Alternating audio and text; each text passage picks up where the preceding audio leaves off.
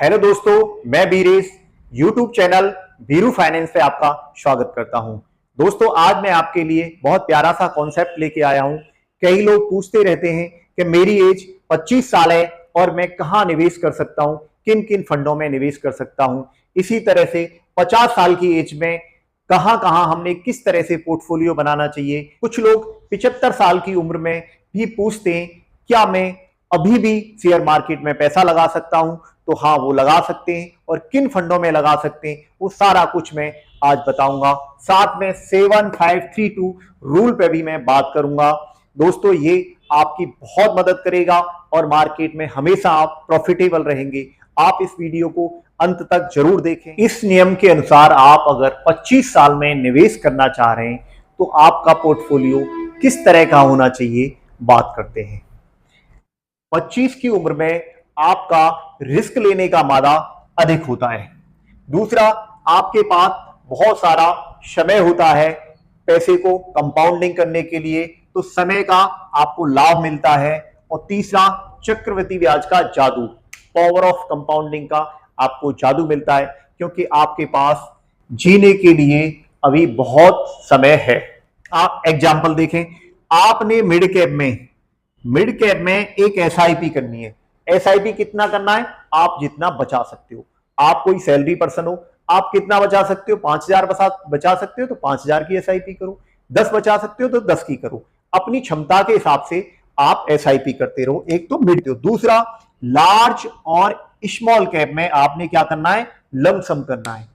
थोड़ा सा पैसा इकट्ठा हो जाता है एसआईपी के बाद, ये तो चलने देना लगातार। थोड़ा बहुत पैसा इकट्ठा हो जाता है तो उसको आप लमसम करना चाहते हैं, इकट्ठा डालना चाहते हैं, तो उसका भी एक तरीका है। जब भी निफ्टी का पीई रेशियो 20 यानी कि 1 से 30 तक होता है, 1 से 30 तक होता है। अब इसमें देखें 20 से ऊपर चला जाता है। जब भी निफ्टी का पीई रेशियो 20 से ऊपर है तो आप जो भी पैसा डालते हैं, आपका पैसा किस में होना चाहिए? लार्ज कैप में। और 20 से नीचे पीई रेशियो आ जाता है तो कहां होना चाहिए? स्मॉल कैप में आ जाना चाहिए। इस फंड को स्विच करके स्मॉल कैप में आ जाना चाहिए। इसका क्या कारण है कि जब भी मार्केट 20 से ऊपर गई, मार्केट महंगी होती जा रही है तो वो कभी ना कभी करेक्शन भी लेगी।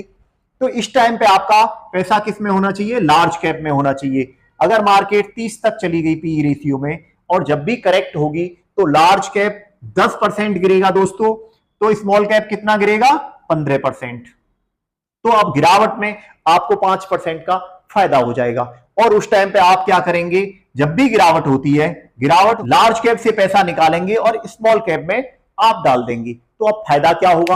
अब गिरावट हो चुकी है, होने के बाद अगर ये लार्ज कैप 20% बढ़ेगा तो ये कितना? 30% बढ़ेगा। अब इधर आपको गिरावट में 5% का फायदा हो गया। अब बढ़ेगा तो आपका 10% का और फायदा होगा, क्योंकि स्मॉल कैप थोड़ा वॉलेटाइल होता है। तो इस तरह से आप निफ्टी के पीई रेशियो के हिसाब से इसमें पैसा डालें। तो अभी तक ये 25 ईयर का कॉन्सेप्ट क्लियर होगा। इस तरह से आपने पैसा लगाना है। दूसरा, 753 और 1 रूल, इसको आप अंत में जरूर देखना। इसके साथ आप इसको इन्वेस्टमेंट करोगे तो आप हमेशा प्रॉफिटेबल रहोगे। अभी बात करता हूं मैं 50 साल की। दोस्तों, अगर आप 50 की उम्र में निवेश करना चाहते हैं तो आपको कौन से फंड में निवेश करना चाहिए, ये देखते हैं। देखो, एक तो रिस्क लेने की क्षमता आपकी थोड़ी सी कम हो जाती है। जो नए बंदे की रिस्क लेने की क्षमता होती है वो 50 की उम्र में थोड़ा सा, आप जो कमाया है आपने पैसा, उसको आप थोड़ा सा सेफ्टी देना चाहते हैं। आप रिस्क थोड़ा सा कम लेना चाहते हैं, 50% रिस्क लेना चाहते हैं आप। तो इसके बाद दूसरा, रिटायरमेंट की स्टेज होती है आपकी। आप आगे बहुत ज्यादा आगे तक नहीं कमाना चाहते और आप रिटायरमेंट लेके उसी पैसे को आप थोड़ा सा बैलेंस करके बढ़िया से पोर्टफोलियो में लगाना चाहते हैं। तो आप देखें, एग्जांपल है आपके लिए, आप 50% पैसा लार्ज कैप में लगाएं। आप अभी स्मॉल कैप और मिड कैप से दूर रहें, क्योंकि आपकी एज के हिसाब से आपने थोड़ा सा सेफ एसेट में पैसा लगाना है। तो सेफ एसेट होता है लार्ज कैप, जो 50 कंपनियां बहुत बड़ी होती हैं इसमें। दूसरा, 25% आप गोल्ड में लगाएं, जो कि आपके पोर्टफोलियो को हेज करने में मदद करता है। जब भी मार्केट की कोई कंडीशन गड़बड़ होगी तब ये क्या है? ये सपोर्ट करता है। तीसरा, डेट में ऐसा है, ये फिक्स रिटर्न देता है, तकरीबन 8-9% का रिटर्न इसका आता ही आता है। और गोल्ड का भी कोई फिक्स रिटर्न नहीं होता है, फिर भी ये 12% या 10% का, 10 से 12% का रिटर्न दे देता है। और ये जो लार्ज कैप है ये 14 से 18% तक के रिटर्न भी देता है। तो आप इस तरह से थोड़ा सा पोर्टफोलियो को बनाएंगे तो आपको लगभग एवरेज 12 से 14% का रिटर्न लंबे समय में मिल जाएगा।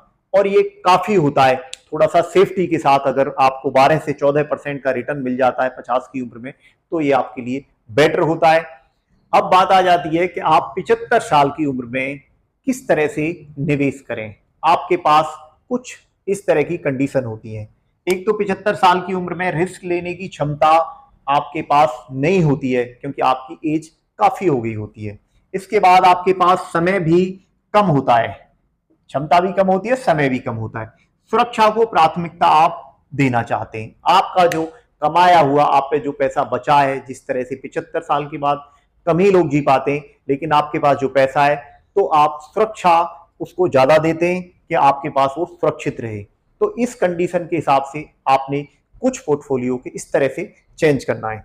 तो आपने कितना 25%, ओनली 25%, सपोज करो आपने 10 लाख रुपए निवेश करना है तो आप 2.5 लाख लार्ज कैप में लगाएं और 7.5 लाख रुपए आप किसमें, डेट में लगाएं।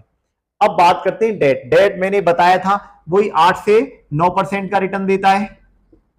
और लार्ज कैप लंबे समय में कितना देता है, 14% का। लेकिन इनके पास बहुत लंबा समय नहीं है, तो इस वजह से इसका रिटर्न का रेट थोड़ा सा कम ऊपर भी होगा, तो इसमें कम ही पैसा लगा हुआ है। लेकिन ये आपका इस हिसाब से आएगा तो आपको 10% का रिटर्न बड़े आराम से बिना रिस्क के मिल जाएगा, इनको एवरेज करने से।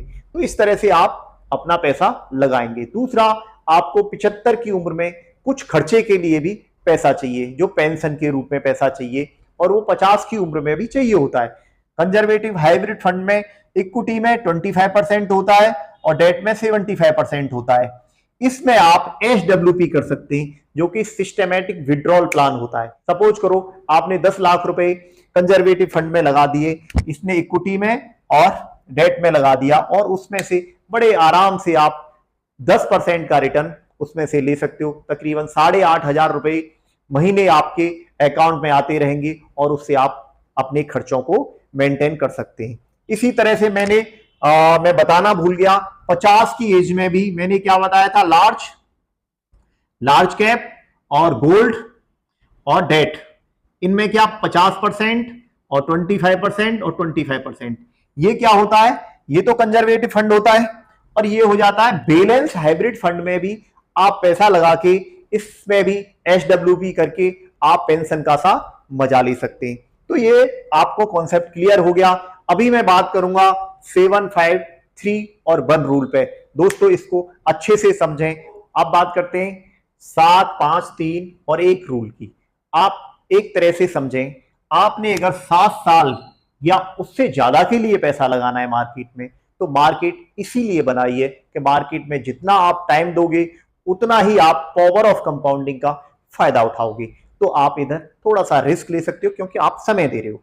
आप देखें, आप इसमें 50%, सपोज करो आपने 10 लाख रुपए लगाने, तो 5 लाख लार्ज कैप में लगा दें और 2.5 लाख मिड कैप में लगा दें और 2.5 लाख स्मॉल कैप में लगा दें।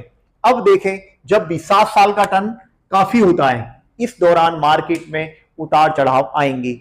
पीई रेशियो जब भी 20 से नीचे आए, आप क्या करना है, लार्ज कैप से पैसा उठाना है, थोड़ा बहुत 2.5 लाख रुपए उठाना है, कहां लगा देना है, स्मॉल कैप में लगा देना है। अब स्मॉल कैप में 50% आपका वेटेज हो जाएगा।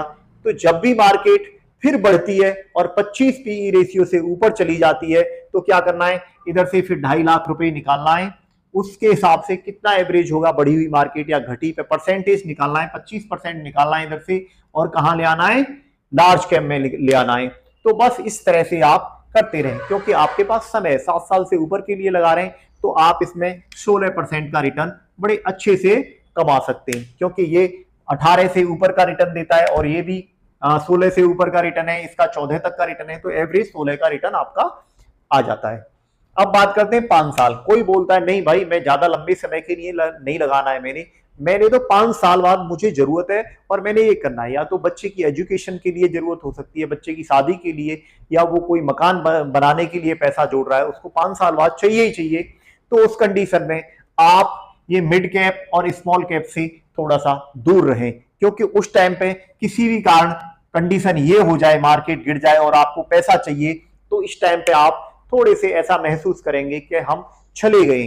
तो इस टाइम पे आप थोड़ा सा मिड और स्मॉल कैप से बच के रहें। इसकी जगह पे लार्ज कैप में आप 5 ही लाख रुपए लगाएं, लेकिन गोल्ड और डेट में भी आप पैसा लगा दें, क्योंकि डेट में आपको फिक्स मिलेगा और ये गोल्ड आपके पैसे को थोड़ा सा हेजिंग करेगा, जिससे कि आप 5 साल में ज्यादा बड़ा रिटर्न नहीं, लेकिन 14% का बड़े आराम से रिटर्न ले सकते हैं, या उससे ज्यादा। अभी बात कर लेते हैं 3 साल का। किसी का लक्ष्य सिर्फ 3 साल का है, वो बोला 3 साल से ज्यादा नहीं रख सकता, बस 3 साल के लिए मैंने पैसे लगाने, तो उनके लिए थोड़ा सा और अलग सिनेरियो हो जाता है। अब उनको सिर्फ 12% का ही रिटर्न मिलेगा। उन्होंने लार्ज कैप में सेफ्टी ज्यादा लेनी है, लार्ज कैप में लगाना है और डेट में लगाना है। डेट में आपका 8% के करीब मिलता रहता है और लार्ज कैप में 14% के करीब मिलता है, तो एवरेज आपको 12% का रिटर्न इनमें मिल जाता है। गोल्ड, मिड कैप और स्मॉल कैप, तो ये नहीं रखना है आपने डेट और लार्ज कैप में रखना है, आप 3 साल के लिए लगाना है। और कोई बोला नहीं मैंने तो बहुत शॉर्ट टर्म के लिए लगाना है, मैंने तो 1 साल के लिए लगाना है, तो भाई 1 साल के लिए आपके लिए इक्विटी से ठीक नहीं। आप डायरेक्ट इक्विटी में पैसा ना लगाएं, क्योंकि इक्विटी वॉलेटाइल है, थोड़ा बढ़ता जा रहा है और आपको जब पैसे चाहिए उस टाइम पे मार्केट 20% भी गिर सकता है, तो आपके लिए ठीक नहीं होगा। उसमें आपको जो भी रिटर्न मिल जाए वो अच्छा है, एफडी से अच्छा रिटर्न मिल जाना चाहिए।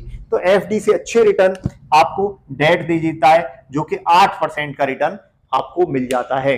तो आप लंबे समय में ज्यादा फायदा उठा सकते हैं मार्केट से, जितना आपके पास लंबा समय, लंबे समय के लिए लगा सकते हैं, तो ये पावर ऑफ कंपाउंडिंग का जादू का फायदा उठा सकते हैं। तो दोस्तों, आज आपको ये क्लियर हो गया होगा कि मुझे किस तरह से फंड चूज करने, मेरी रिस्क और एपेटाइट किस हिसाब की है, मेरी उम्र क्या है, इस तरह से आप फंड को चूज करके मार्केट में प्रॉफिटेबल बन सकते हैं। दोस्तों, वीडियो पसंद आई हो लाइक, शेयर और सब्सक्राइब कर दें। थैंक यू दोस्तों।